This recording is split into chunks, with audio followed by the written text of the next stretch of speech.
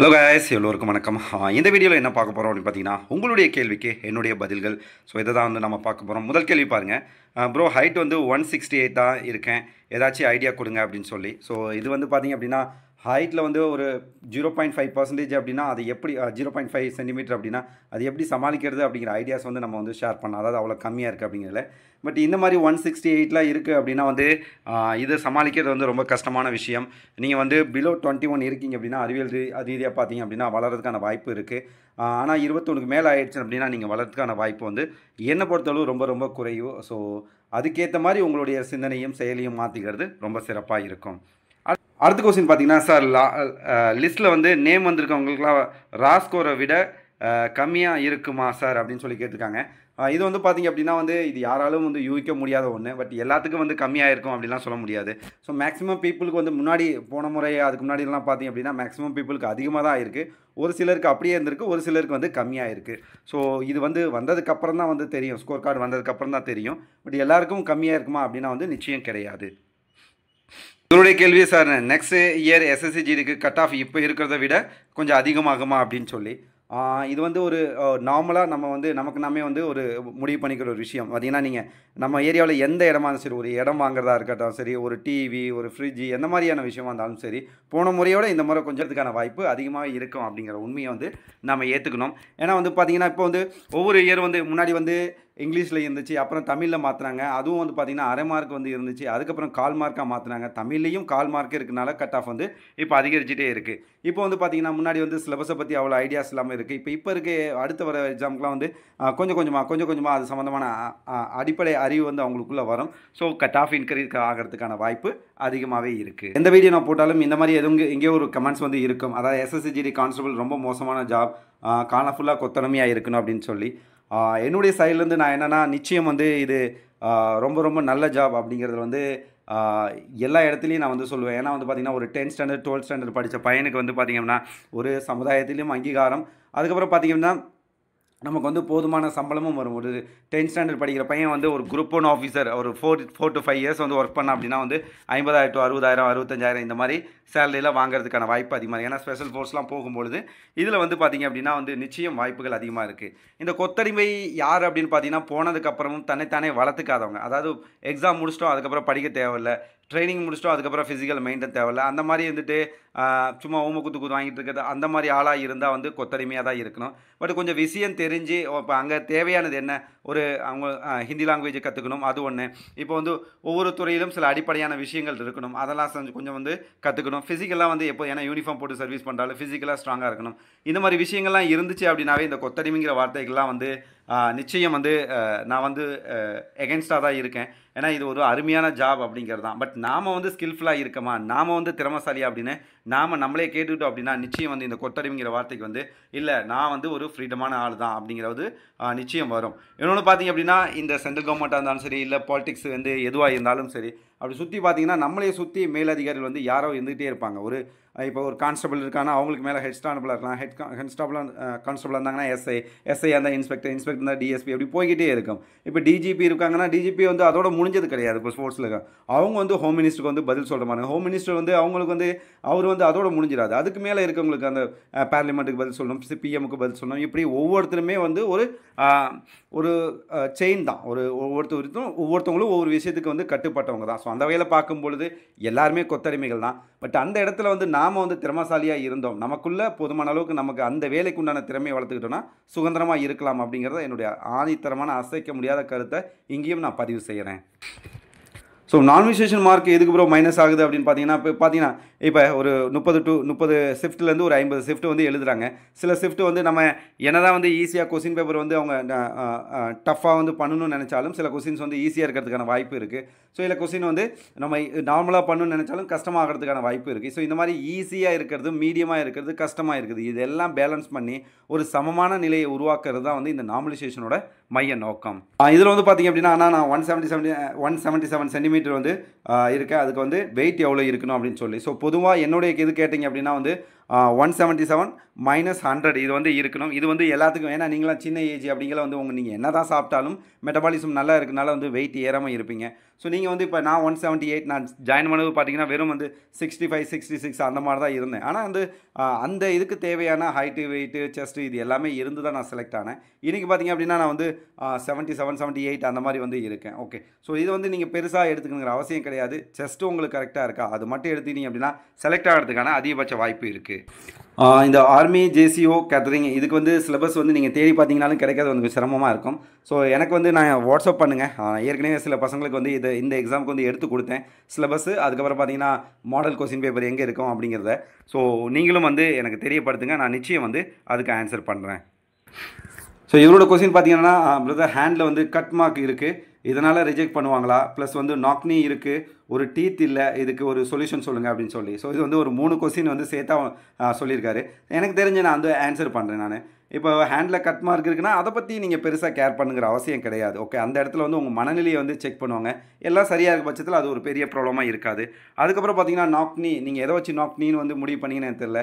ஏன்னா சிலர் வந்து மைல்டு அக்செப்டன்ஸ்லாம் இருக்குது. நான் இதுக்கு வந்து நாக்னிக்கு வந்து ஒரு வீடியோ போட்டிருப்பேன். அதாவது வந்து ஒருத்தர் வந்து அவ்வளோ பெரிய டிகிரியில் வந்து அவருக்கு வந்து வளைஞ்சிருந்துச்சு, ஆனால் வந்து அவர் வந்து சப் இன்ஸ்பெக்டராக செலக்ட் ஆகிருக்காரு. ஸோ அதெல்லாம் மைல்டு அக்செப்டன்ஸில் போட்டு வந்து அதை செலக்ட் பண்ணிடுவாங்க. அதனால் நீங்கள் நாக்னியை பற்றி வந்து பெருசாக கேர் பண்ணாதீங்க. உங்கள் மேலே நம்பிக்கை வச்சு நீங்கள் செயலில் ஈடுபடுங்க. நீங்கள் பயந்துக்கிட்டு அங்கே போனீங்கன்னா அப்படின்னாவே உங்கள் கண்ணு காட்டி கொடுத்துரும். ஸோ அதுவே வந்து உங்களுக்கு மைனஸ் ஆயிரும். எல்லாம் நான் சரியாக பண்ணிடுவோம் அப்படின்னு தைரியமாக இருந்தீங்கன்னா நல்லதே நடக்கும். அடுத்து பார்த்தீங்கன்னா ஒரு டீத்து இல்லை, அதுக்கு சொல்யூஷன் சொல்லுங்கள் அப்படின்னு சொல்லி. இல்லாத டீத்து பற்றி நீங்கள் பெருசாக கவலை பண்ணுங்கிற அவசியம் இல்லை. அவங்க வந்து சொல்லியிருக்கிறது பார்த்தீங்க அப்படின்னா மேலே 14 கீழே 14 இதுதான் வந்து சரியாக இருக்கணும் அப்படிங்கிற மாதிரி தான் அவங்க சொல்லியிருப்பாங்க. நீங்கள் அது படித்து பார்த்தா பல்லு சம்மந்தப்பட்ட இடத்துல நீங்கள் அந்த மெடிக்கலோட லிஸ்ட் விட்டுருவாங்க, அதில் நீங்கள் படித்து பார்த்தீங்கன்னாவே தெரியும். மொத்தம் வந்து 28 பல்லு, மேலே 14 கீழே 14 இது சரியாக இருந்தாவே போதுமானது. மற்றதை பற்றி அவங்க கேர் பண்ணுறது கிடையாது. ஸோ இதுக்கு வந்து நான் சொல்லுவேன், வெரிகோசிஸ் வெயின் வந்து இவங்களே வந்து முடிவு பண்ண. சிலர் என் கூட வந்து இப்போ நான் வந்து கொஞ்ச நாளைக்கு முன்னாடி ஓடினேன். அந்த பையனுக்கு வந்து என் கூட ஓடும்போது அவர் கொஞ்சம் சந்தேகமாக வந்தது. அதாவது வந்து நரம்பு வந்து புடைச்சிக்கிட்டு இருக்குது அப்படிங்கிற மாதிரி. இன்னும் சொல்லணும்னு பார்த்தீங்கன்னா நிறைய எக்ஸசைஸ் பண்ணும்போது ஜிம் ஒர்க் அவுட் இதெல்லாம் இல்லை, இன்னும் ரொம்ப ஹார்டியோ பண்ணும்போது கூட வந்து கார்டியோ பண்ணும்போது கூட பார்த்தீங்கன்னா அங்கங்கே நரம்புகள் வந்து புடைச்சிக்கிட்டு வந்து இருக்கும். ஸோ அதெல்லாம் வந்து பார்த்தீங்க அப்படின்னா வந்து நீங்கள் வந்து வெரிகோசிஸ் வெயின் அப்படின்னு சொல்லி நீங்கள் கவலைப்பட்டு இருக்கிற அவசியம் கிடையாது. இன்னும் சிலருக்கு வந்து பார்த்தோம்னாவே கொஞ்சம் பெருசாக தெரியும். அது உங்கள் ஏஜுக்கு வர்றதுக்கான வாய்ப்பு வந்து அதிகமாக இல்லை அப்படி தான் நான் நம்புவேன். ஸோ அதனால் வந்து பார்த்தீங்க அப்படின்னா நீங்கள் இதை நினச்சி பெருசாக கவலைப்பட வேணாம். இதில் நிச்சயம் நீங்கள் செலக்ட் ஆகிறதுக்கான வாய்ப்பு அதிகமாக இருக்குது. நானும் நிறைய பசங்களோட ட்ராவல் பண்ணிகிட்ருக்கேன். ஸோ வெரிகோசிஸ் வெயினால் ஒருத்தவங்களுக்கு வந்து ரிஜெக்ட் பண்ணாங்க அப்படின்னு வந்து கிடையாது. மேபி ரீமெடிக்கலில் போட்டு அவர் செலக்ட் ஆகி போயிருந்துருக்கலாம். பட் இதனால் ரிஜெக்ட் பண்ணாங்க அப்படிங்கிறது நான் அதிகமாக கேள்விப்படலை. அப்படி இருக்கிறதுக்கான வாய்ப்பும் குறைவு தான். ஸோ நீங்கள் தொடர்ச்சியாக உங்கள் மேலே நம்பிக்கை வச்சு செயலில் ஈடுபடுங்க, வெற்றி நிச்சயம். ஸோ இதோ கேள்வி வந்து இன்னும் அவருக்கு இருக்குது. நார்மலைசேஷன் மார்க்கா இல்லை வந்து இப்போ வந்திருக்க ரிசல்ட்டில் வந்து நார்மலைசேஷன் மார்க்கா இல்லை வந்து ஒரிஜினல் அந்த முன்னாடி வந்துச்சு வரா மார்க் அதுவா அப்படிங்கிற மாதிரி கேட்டிருக்காங்க. ஸோ இதில் வந்து பார்த்தீங்கன்னா இப்போ வந்திருக்க மார்க் பார்த்தீங்கன்னா நார்மலைசேஷன் பண்ணி வந்திருக்க மார்க் தான். ஓகே, முன்னாடி நீங்கள் எடுத்த அந்த ரா ஸ்கோர் மார்க் கிடையாது. இப்போ வந்து பார்த்தீங்க அப்படின்னா நார்மலைசேஷன் பண்ணி வந்த மார்க் தான். ஸ்கோர் கார்டு வரும், அதில் உங்களுக்கு தெளிவாயிரும். ஸோ இங்கே கேட்டுக்கிறது என்ன பார்த்தீங்கன்னா ஃபீமேலுக்கு வெயிட் கம்மியாக இருந்தால் செலக்ட் பண்ணுவாங்களா அப்படின்னு சொல்லி. நான் கொஞ்சம் நாளைக்கு முன்னாடி பார்த்தீங்கன்னா ஆர்எஃப் ரேபிட் ஆக்ஷன் ஃபோர்ஸஸ் சிஆர்பிஎல் வந்து ஒர்க் பண்ணேன். அங்கே பார்த்தீங்கன்னா சில பொண்ணுங்களாம் ரொம்ப ஒல்லியாக இருப்பாங்க. நமக்கே வந்து பார்த்தா அவங்கள பார்த்தா பாவமாக இருக்க மாதிரி இருக்கும். பட் அவங்களும் வந்து செலக்ட் ஆகிருக்காங்க. ஸோ அதனால் வந்து வெயிட்டை பற்றி நீங்கள் வந்து பெருசாக கவலைப்பட தேவையில்லை. அங்கே இருக்க டெஸ்ட்டு எல்லாம் முடித்து அவங்கள நீங்கள் சாட்டிஸ்ஃபை பண்ணாவே போதுமானது. நீங்கள் கண்டிப்பாக யூனிஃபார்ம் போடுவீங்க. ஸோ இவர் வந்து பார்த்தீங்கன்னா செஸ்ட் இன்க்ரீஸ் பண்ண வந்து டிப்ஸ் கொடுங்க அப்படிங்கிற மாதிரி கேட்டிருக்காரு. டிப்ஸுங்கிறது என்னால் பெருசாக சொல்ல முடியாது. பட் ஒரு அவேர்னஸ் விஷயத்தை மட்டும் உங்களோட ஷேர் பண்ணேன். உங்களோட செஸ்ட்டு கம்மியாக இருக்கிறதுக்கு முக்கிய காரணம் பார்த்தீங்க அப்படின்னா உங்களோட உடலில் வந்து போதுமான அளவு தசைகள் இல்லை அப்படிங்கிறது தான். ஓகே, நீங்கள் வந்து உங்களுடைய தசையை வந்து இம்ப்ரூவ் பண்ணிங்கனாவே, அதாவது வெயிட்டை நீங்கள் இன்க்ரீஸ் பண்ணிங்கனாவே போதுமானது. உங்களுடைய செஸ்ட் வந்து ஆட்டோமேட்டிக்காக இன்க்ரீஸ் ஆகி நீங்கள் வந்து அண்டர் வெயிட்டில் இருப்பீங்க அப்படின்னு நான் அதனால தான் வந்து அங்கேயுமே வந்து சொல்லியிருப்பேன். அதாவது வெயிட் எவ்வளோ இருக்கணும் அப்படிங்கிறதுல செஸ்ட்டு கரெக்டாக இருந்தால் போதுமானது அப்படின்னு. ஸோ உங்களோட செஸ்ட்டு கம்மியாக இருக்குது அப்படின்னா நிச்சயம் வந்து உங்களுடைய வெயிட் வந்து கம்மியாக இருக்கிறதுக்கான வாய்ப்பு அதிகமாக இருக்கிறதா நான் ஃபீல் பண்ணுறேன். நீங்கள் அதை இன்க்ரீஸ் பண்ணிங்க அப்படின்னாவே வந்து உங்களுடைய செஸ்ட்டு வந்துடும். ஒர்க் அவுட்லாம் வந்து செகண்டரி தான். பட் ஃபிசிக்கலில் வந்து இந்த உங்களுடைய வெயிட்டை இன்க்ரீஸ் பண்ணுறது ரொம்ப இம்பார்ட்டன்ட். அதுக்கு வந்து ஃபுட்டு புரதம் அதிகமாக இருக்கக்கூடிய உணவுகளை எடுத்துக்கிறது ரொம்ப ரொம்ப அவசியம். இவர் வந்து மோட்டிவேஷன் அந்த ரியாலிட்டி பேஸ்டு மோட்டிவேஷன் வீடியோ போடுங்க அப்படிங்கிற மாதிரி சொல்லியிருந்தார். ஸோ இவ்வளோ தூரம் யாராவது வீடியோ பார்த்துருந்தீங்க அப்படின்னா நீங்களும் வந்து கமெண்ட் பாக்ஸில் வந்து நிச்சயம் தெரியப்படுத்துங்க. ஏன்னா நான் வந்து ஒரு ரியாலிட்டி விஷயம் உங்களை மாதிரி தான்ப்பா நான் இருந்து கஷ்டப்பட்டு மேலே வந்துட்டுருக்கேன் அப்படிங்கிற ஒரு சொல்கிற மாதிரி ஒரு வீடியோ அடிக்கடி போட்டுட்ருக்கேன். அது வந்து உங்களுக்கு வந்து மோட்டிவேஷனலாக இருக்கா அப்படிங்கிறத நீங்கள் தெரியப்படுத்துங்க. நிறைய பேருக்கு அது பயனுள்ளதாக இருந்தால் நிச்சயம் வந்து அதில் இன்னும் சில வீடியோக்கள் வந்து நான் அப்லோட் பண்ணுறதுக்கு தயாராக இருக்கேன். முன்னாடி அங்கே நம்ம நாக்னி பார்த்தோம். இவருக்கு வந்து ஹேண்ட் பெண்டு. இப்போ பொதுவாக பார்த்தீங்கன்னா இறைவனோட படைப்புலேயே வந்து பெண்களுக்கு வந்து இந்த எல்போ பெண்ட் வந்து அதிகமாக இருக்கும். காரணம் என்ன அப்படின்னா குழந்தைய வந்து பிடிக்கிறது அந்த அதை வந்து சரியான விதத்தில் பிடிக்கணும் அப்படிங்கிறதுக்காக தான் வந்து அந்த வளைவை வந்து கொடுத்துருக்காரு இறைவனோட படைப்பில். ஓகே. ஸோ நமக்கு ஆண்களுக்கு வந்து பார்த்திங்கன்னா இது வந்து கொஞ்சம் கம்மியாக தான் இருக்கும். ஸோ இதனால் எனக்கு என்னுடைய இது கேட்டிங்க அப்படின்னா நீங்கள் வந்து ரிஜெக்ட் ஆகிறதுக்கான வாய்ப்பு வந்து ரொம்ப ரொம்ப கம்மி தான். ஸோ என்னுடைய வார்த்தை மேலே நம்பிக்கை வைங்க. தொடர்ச்சியாக பயிற்சியும் முயற்சியும் பண்ணுங்கள். வெற்றி பெறுவதற்கான வாய்ப்பு அதிகமாகவே இருக்குது. ஸோ நான் இந்த எல்போ பேண்டு பற்றி நீங்கள் அதிகமாக கவலைப்பட வேணாம். இந்த சிஆர்பி இந்த ஏரியாவில் பொறுத்தவரை வந்து பார்த்திங்க அப்படின்னா உங்களுக்கு வந்து ரீமெடிக்கல் போகிறதுக்கான வாய்ப்பு அதிகமாக இருக்குது. அதை முடிச்சிட்டிங்க அப்படின்னா வந்து உங்களை வந்து பாஸ் பண்ண வச்சுருவாங்க. ஸோ இதில் வந்து பார்த்திங்கன்னா ஸ்டோன் வந்து இருக்குது. 5 மில்லிமீட்டர் சரி ஆகலை. என்ன ஸ்ட்ரிக்டாக பார்ப்பாங்களா அப்படின்னு சொல்லி இந்த மாதிரி விஷயத்தெல்லாம் நீங்கள் வந்து அதிகமாக உங்களை நீங்களே பண்ண வேணாம், ஸ்ட்ரெஸ் பண்ண வேணாம். ஏன்னா இதுவே உங்களை வந்து பயப்படுத்தி தோக்கிறதுக்கு உண்டான அந்த டைரெக்ஷனில் வந்து கொண்டு போயிடும். சில விஷயங்கள்லாம் பார்த்தீங்கன்னா அக்செப்டபிள். அந்த டாக்டரே பார்த்தீங்க அப்படின்னா நீங்கள் எதிர்பார்க்குற மாதிரி அவ்வளோ ஃபிட்டாக இருப்பாங்க அப்படிங்கிற மாதிரிலாம் இல்லை. அவங்களுக்கும் சில குறைகள் வந்து இருக்கலாம். அப்போ ஒருத்தருக்கு வந்து குறைகள் இருக்குது அப்படின்னா வந்து அவங்க மைண்ட்லேயே இது ஓடும். ஓகே, இந்த உலகத்தில் வந்து எந்த மனிதனும் வந்து 100% ஃபிட்டு கிடையாது. சில குறைகள் இருக்கும். அவங்க என்ன எதிர்பார்க்குறது அப்படின்னா அந்த ஜாபுக்கு உண்டான அளவுக்கு நீங்கள் இருக்கீங்களா அப்படிங்கிறது தான். ஸோ அந்தளவுக்கு நீங்கள் நிச்சயம் இருப்பீங்க. அதனால் இதை பற்றி நீங்கள் கேர் பண்ணாதீங்க. உங்கள் மேலே நம்பிக்கை வைங்க. வெற்றி நிச்சயம். நான் வந்து ஒரு ஏற்கனவே வந்து ஒரு பொண்ணு வந்து பண்ணியிருந்தாங்க. அது 4 பாயிண்ட் அப்படி தான் இருக்குது அப்படின்னு சொல்லி. ஸோ அதுக்கு வந்து இவங்களும் வந்து விளக்கம் கொடுத்துருக்காங்க. ஏன்னா 4 பாயிண்ட்டுங்கிறது ரொம்ப ரொம்ப கம்மி. அப்படி இருக்கிறதுக்கான வாய்ப்பு எனக்கு தெரிய கம்மி தான். அப்படி இருந்தீங்கன்னா உங்களால் நடக்கவே முடியாது. அவ்வளோ மயக்க வர கண்டிஷனில் தான் இருப்பீங்க. அது என்னன்னு நல்லபடியாக செக் பண்ணிவிட்டு அதுக்குண்டான உணவு முறையை எடுத்துக்கிட்டிங்க அப்படின்னா இது சரி பண்ணிடலாம். இது சரி பண்ணக்கூடிய விஷயந்தான். இதில் பார்த்திங்க அப்படின்னா நம்ம வந்து கை வேர்க்கும். உள்ளங்கால், உள்ளங்கை இதெல்லாம் வந்து வேர்க்கும். இதெல்லாம் வந்து பார்த்திங்க அப்படின்னா சிலருக்கு வந்து இந்த ப்ராப்ளம் வந்து இருக்கும். இதை வந்து சமாளிக்கக்கூடிய பிரச்சனை தான். இதுக்கான அந்த வழிகளை வந்து நம்ம கொஞ்சம் டாக்டிஸோடு பண்ணோம் அப்படின்னா நிச்சயம் பண்ணிடலாம். ஸோ இவரும் கேட்டுக்கிறது நாக்னி ப்ராப்ளம். நாக்னி வந்து நீங்களாக முடிவு பண்ணிடுங்க. இது நீங்கள் வந்து மைல்டு அக்செப்டன்ஸ்னு சொல்லி நீங்கள் அதை வந்து ஒரு டைம் செக் பண்ணிக்கோங்க. அவ்வளோ டிகிரி இருக்கிறவங்களும் மைல்டு அக்செப்டன்ஸு அதை வந்து ஏற்றுக்கோங்க அப்படின்னு சொல்லியிருக்காங்க. ஸோ அதுக்குள்ளே தான் நீங்கள் வந்து நிச்சயம் இருப்பீங்க. அதனால் வந்து நாக்னியை வந்து ரொம்ப பெருசாக நீங்கள் வந்து ப்ராப்ளத்தை வந்து உங்களுக்குள்ளே கொண்டு போகாதீங்க. அது உங்களை வந்து அழுத்தத்தை கொடுத்து அதை ஃபெயில் ஆக்கிறதுக்கு டைரெக்ஷனில் கொண்டு போகும். ஸோ அந்த வேலையை தவறை வந்து நீங்கள் செய்யாதீங்க.